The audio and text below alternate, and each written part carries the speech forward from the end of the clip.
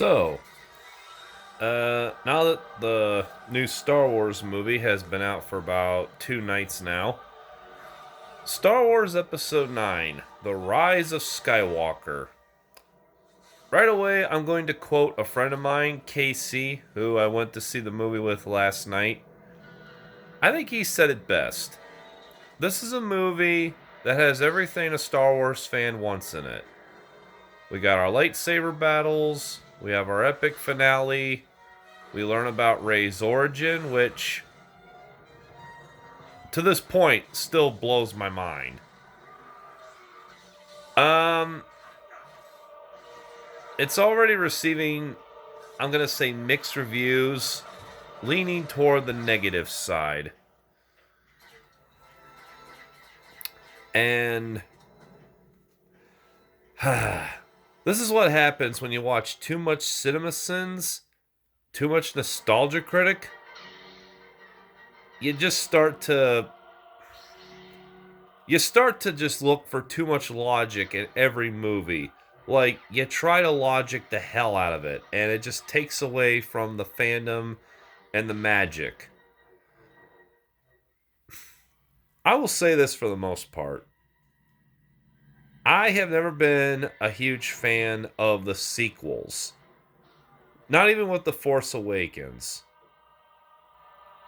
My problem with the sequels is they're just too much like the originals. Basically like fan-made films. That's kind of one way to look at it. These are like, fans of the Star Wars saga, basically taking the series in their own direction. Now, here's what I do like. What J.J. Abrams and the others, I can't remember the director for Last Jedi, but I do like they're taking some canon from the book. I like how they expanded on the Force, and that there are other techniques you can do with it, like the exchanging matter thing between the psychic connection between Kylo and Rey, and how apparently they're able to exchange physical objects through the Force. That to me is pretty cool. And in The Rise of Skywalker, apparently you can also use the Force to heal physical wounds. It sort of put me in mind of like Paul from the movie Paul the Alien, if any of you have ever seen it. But unfortunately, to heal one kind of takes a toll on the other.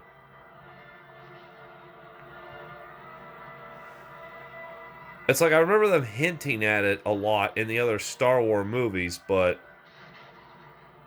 that was the first time I've ever seen it in any of the actual films. I mean, if they've portrayed it in other Star Wars side films, I apologize. I really need to read the books. I really do. But yeah, I don't know what it is. I mean, I'm getting off topic. Like, I'm trying to talk about The Rise of Skywalker, but I just want to make very clear. I am a fan of the prequels. I know a lot of fanatics bash the prequels, but at least they had more original ideas. The sequels to me are just basically rebooted versions of the original series for the more modern based fans. And I guess that's fine, because let's be honest.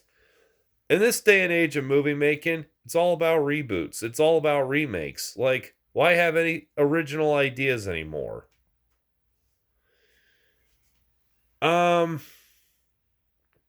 As far as what I thought of The Rise of Skywalker overall, I need to go see it again. I need to go see it again because it takes a while for me to warm up to something. Like, I'm not a very good first impression person. Like, I can't just simply say, I like it and then, like, change my mind a couple days later. I mean, that's people. We always change our minds. It's like, oh yeah, that's really cool, and then like, oh no, wait, that's not that cool. But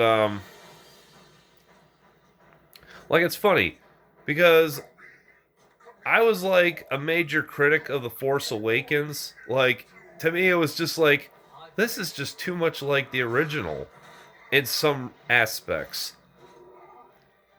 And The Last Jedi, I absolutely liked. I mean, yeah, the whole casino scene thing, like that whole middle part was just completely freaking pointless. But The Last Jedi did have a lot of morals that I liked. Did have a lot of moral standard, a lot of moral stories that I liked. But again, The Rise of Skywalker. Again, I guess I just kind of have a lot of mixed emotions about it. For one thing, it happened really fast. Like there was like no time to stop and catch your breath. It was just boom, boom, boom, boom, boom. Like me and KC, we both laughed at the beginning of the rolling text because right off the bat it just said, "Oh hey, by the way, Palpatine's back." We're like, "What the hell?" Like they weren't wasting any time with that. It's like, by the way, the Emperor, he's back. But no suspense, no build up. We're just getting that out of the way right now. The Emperor is back from the dead. If you all saw the trailers, you heard him laugh, you heard him talk, you knew he was going to be in it. So why bother? In a way, it's almost like Abrams and the rest of the staff knew that, you know what? These fans today and the critics, they are just holding Star Wars up to some high regard standard. It just wanted to be an ultimate masterpiece. So you know what? Fuck you guys. We're making this film the way we as fans of the series want to make it. And you can hate it all you want, but fuck you. It's still Star Wars. And that's what I liked about The Last Jedi. The ultimate message that it was sending. Kylo Ren said it best. Let go of the past. Kill it. The past is the past. The original trilogy is forever a timeless classic. We can always love it and hate it for what it stands for.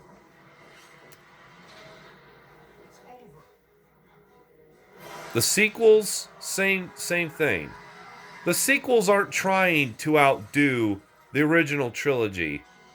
They weren't trying to be better than the original trilogy. It was the work of fans trying to show their love for the saga. Extending the chapters and showing us the aftermath of the fall of the Empire. So love it or hate it. I don't hate it, but at the same time, I don't love it that much. Like, hey, we still get our star battles, we still get our lightsaber duels. I love the character Rey. She is totally kick-ass.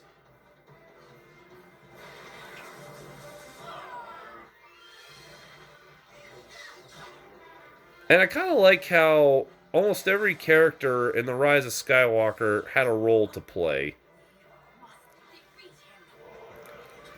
Also, this film, it jerks you around a lot. The Rise of Skywalker. To me, it kind of jerks you around a lot. Like, we first thought we were first led to believe that Chewie was dead. Like, in the back of my head, I felt like, nah, he's still alive somehow. And he was still alive. So it's like, oh, they killed off Chewie? Oh no, he's still alive. You bastards. They killed off C-3PO. You bastards. Oh no, he's still alive. And then back and forth with Kylo and Rey. It's like, oh, he killed off Kylo. Ah, he's gonna be fine. He's fine. He's gonna crawl back out of the ditch. Oh, see, there he is. Wait, Rey died? Rey died? Oh my gosh! But Kylo sacrificed his life to bring her back, and then he passed on. So, like grandfather, like grandson. Both whiny little bitch babies turned to the dark side, brought back to the light side, and sacrificed themselves for the greater good.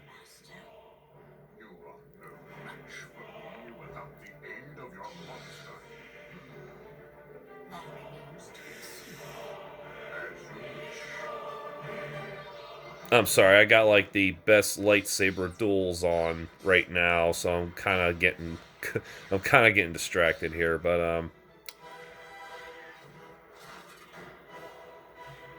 yeah, I mean, it wasn't really a tearjerker for me. Like I never felt like the emotional strain. Like the acting was there. I see what they were going for, but I just didn't feel it because it was just forced on you. It was just thrusted. Like there was no build up to it. Like when we all knew Han Solo was going to get killed and then it happened, there was build up to it. I could feel the intensity. I could feel the suspense. But in the Rise of Skywalker, I just don't feel like I have that time to have the build up, to have the suspense and the anxiety of the moment. Like, oh man, I know this is coming. Oh, this is gonna be so epic. I'm not feeling the epicness. I'm not like, whoa, whoa, slow down. Hey, hey, slow down. Come back here. Whoa. Like, you don't have time to breathe in this movie. Like, you gotta stay awake and up to speed with it from start to finish. They introduced a new droid. I forget what the hell the thing's name is. My girlfriend already texted it to me once. Is it Dio something? Dio? I don't know. I mean, ultimately, I felt like, what was the point of this character? Like, this droid was utterly, completely pointless. There was no sense to have another cute little roller droid. We already had one at BB-8. Why the fuck do we have some kind of cone-headed roller droid trying to outstage the other cute droid? What the fuck?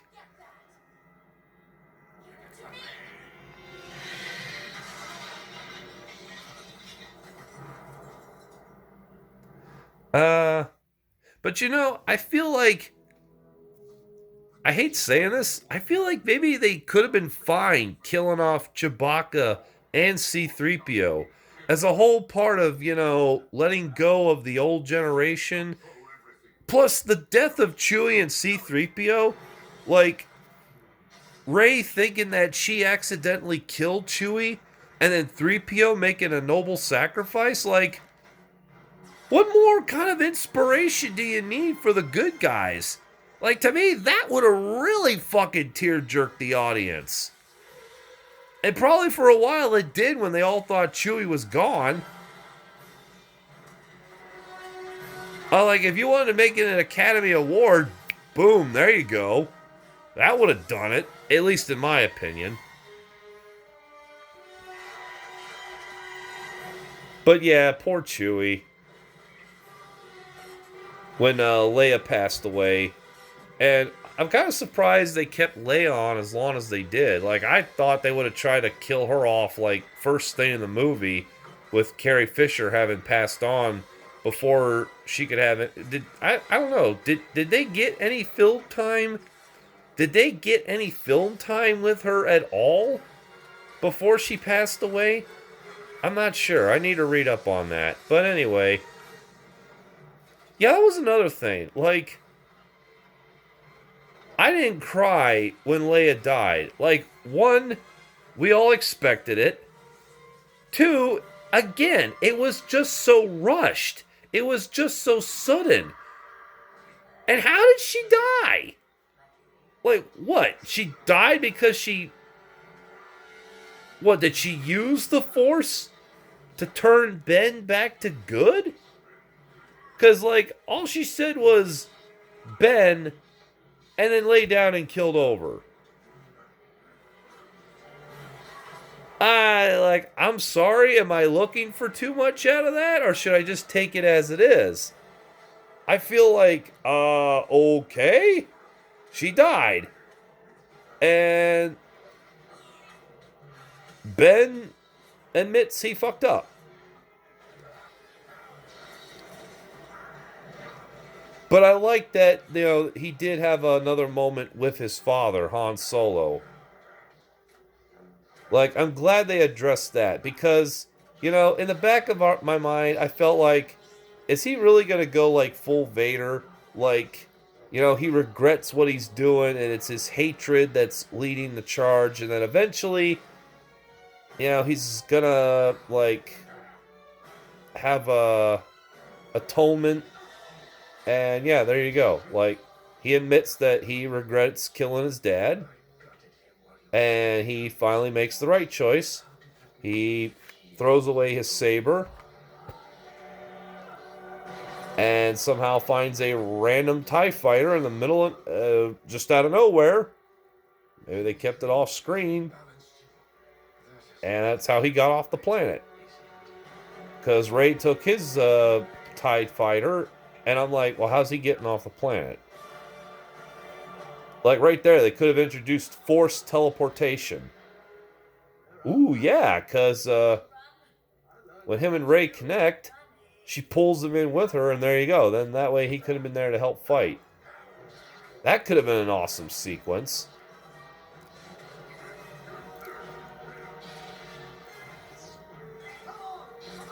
Palpatine was badass, as always. Like, holy fuck. That opening sequence was kind of creepy. Like, holy fuck. Like, we're in the Sith homeworld. Holy fuck. Like, it's a fucking cult. Like, damn, I'm expecting, like, Ozzy Osbourne to break out at some point. The Emperor was terrifying as always. And the scene where he just shot the Force lightning up into the air and literally neutralized all the freaking, pretty much all the Resistance fighters, I was like, damn. That's like, yep, I'm glad they brought Sidious back. Because I was expecting it at some point in the sequels. Wasn't sure how they were going to do it. I just figured it'd be a clone. Because, yeah. And I love that they kind of addressed about the whole First Order. It was basically Palpatine's failsafe. It's like I've been saying to my friends, like, this guy is way too intelligent to not have a backup plan in case, just in case, Vader turned on him and he lost the Empire.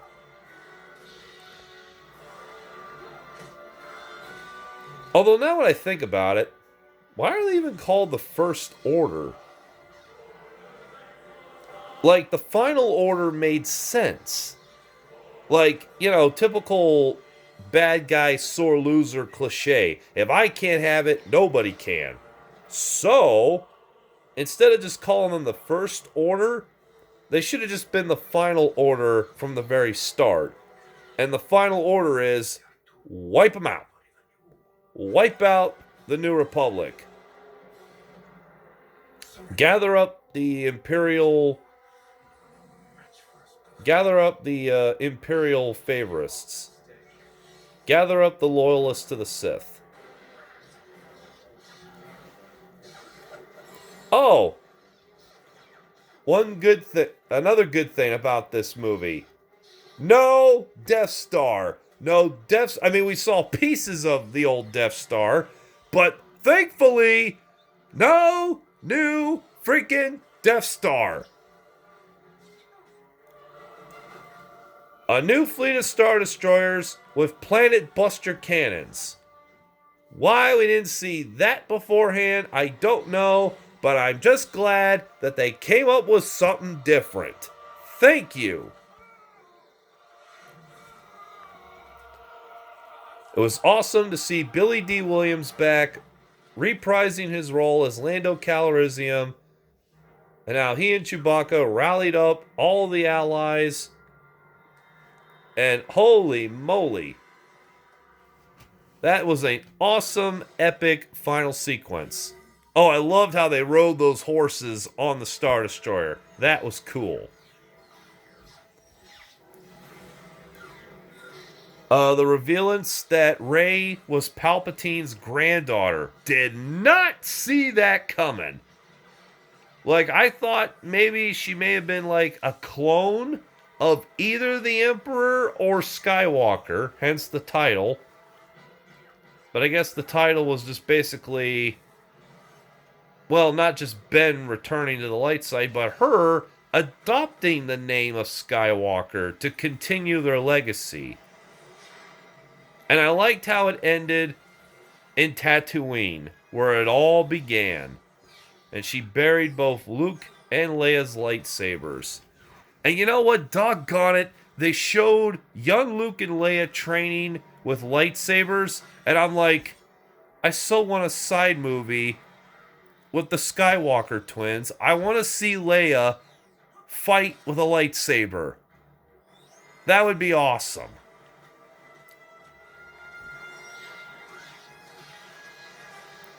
The last Skywalker in Solo comes back to help Rey fight off the Knights of Ren, and Rey uses both Skywalker lightsabers to defeat the Emperor.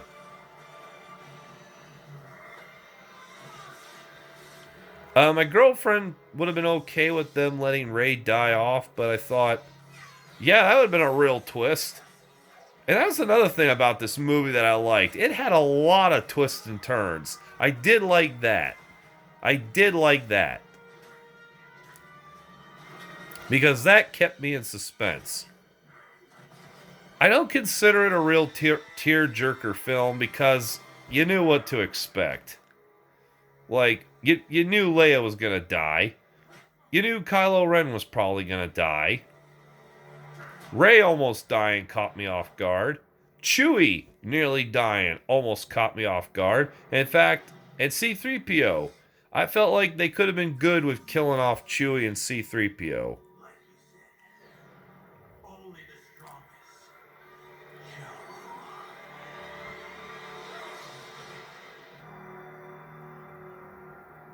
I mean, like I said, I like the prequels better than the sequels, but I love the message the sequels are sending to the fans. The original trilogy will always be a classic. Can never take that away. So you need to stop holding the sequels to that same regard and standards. Let go of the past. The sequels are their own franchise. Yes, they are very similar to the old films, but at least they expand on a few things, they introduce some new concepts, and of course, like any true showman, leave the audience wanting more, and always leave room for improvement. Else, how do we have fan fiction? So I think I'm actually talking myself into liking the sequels again. Oh, God. I will admit, I cried at Revenge of the Sith when Padme died. Like, I knew it was going to happen, but it killed me. You know, especially when in her funeral scene where she had the Japor snippet laying on her chest from when Anakin gave her when they first met. I'm like, my God, this is so sad. It's like, we knew this was going to happen. Like, we knew he was going to turn to the dark side. We knew that all the Jedi, except for Obi-Wan and Yoda, were going to die. And we knew Padme was going to die, but it was still sad. Like, I liked the character Padme. She was a kick-ass character. Just like Leia. And I like the fact, I apologize, there's no smooth transition here.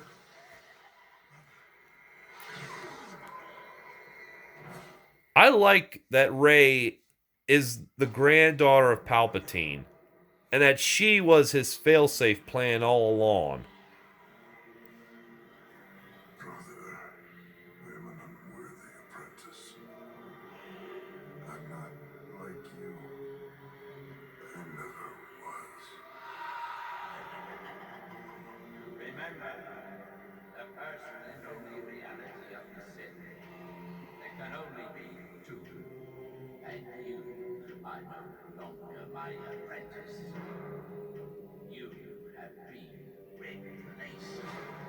I'm watching Darth Maul versus Sidious.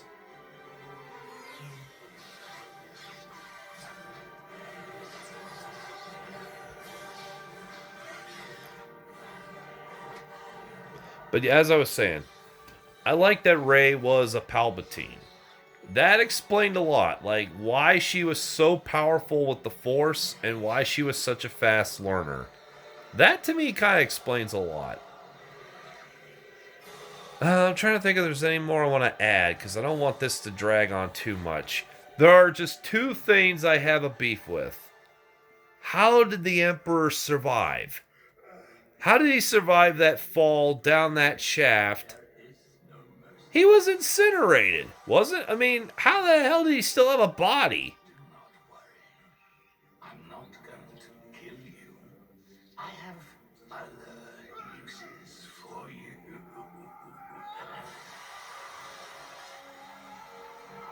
Yeah, I would have liked a better explanation of how he came back or how he was still alive. And if he was still alive, why go into hiding? Like, okay, so Vader turned on you. Like, you had to have had Inquisitors, right? You had to have had other loyalists, followers. You made Snoke. I mean, you could have kept the Empire going in some regard. I don't know. Of course, then again, Luke was in his prime at that point, so maybe it was best to run and hide and conserve.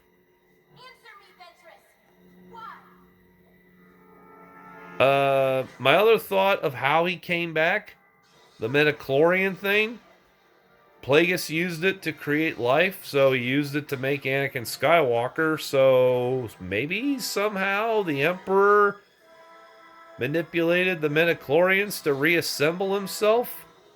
That's a theory. It's not a good one, not a strong one. I apologize, but that's what I'm going with. But don't you have to have a conscious mind to manipulate the Force in any form? I don't know. I just wish they kind of explained a little better how the hell he was alive, how the hell he was still alive.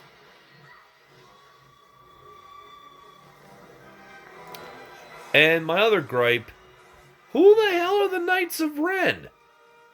I know they showed them. There they were finally after being talked about in the last two films, but who the hell are they? It's like we hear about them, we see them, and they're killed. I mean, are they Sith? Are they loyalists to the Sith? I don't know. Like, what branch of the dark side are they on? I just feel like I need a little more explanation about them.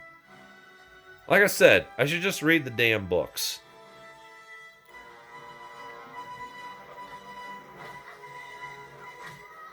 You know what I thought would have been cooler? If the Emperor was just a Force ghost. I mean, why not? As powerful as he is, I could totally see that.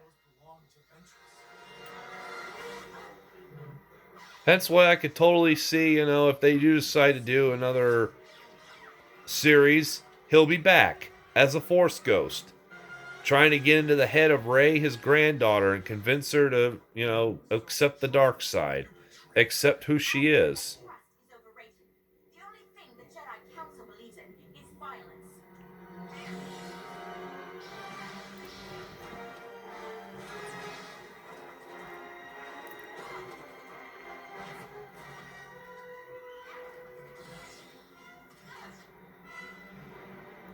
Oh, another cool part. When all the Jedi talked to Rey through the Force and spurred her on to defeat the Emperor. So yeah, Rise of Skywalker. You either love it or you hate it. I think maybe if I see it again a few times, I'll probably like it better. Because I remember when I saw The Last Jedi again, I thought to myself, yeah, it's not that bad. I like it. I mean, I wish that hold on. Oh my gosh, what's her name? Oh, damn it. I'm having a brain fart. I can't remember her name. Oh my gosh. The little E.T. look-alike lady that owned the bar there from The Force Awakens. I wish she had more of a role. Like, it seems after the first film, they didn't have much for her to do. I'm like, are you kidding? The Master Code Cracker, yeah, that was totally pointless. They definitely could have done without that. Sometimes things are just that important. And the Rise of Skywalker, I think like the all the scenes work, all the sequences check out. How they get from point A to point B, I think it all works well. Just like I said, I think it was just rushed. It was all too fast and just crammed down your throat. But yeah, the final battle was definitely epic. I liked it. The final fight between Rey and Palpatine, Kylo Ren coming back to the light side. You have no business left with the Pikes Tyrannus. Tyrannus?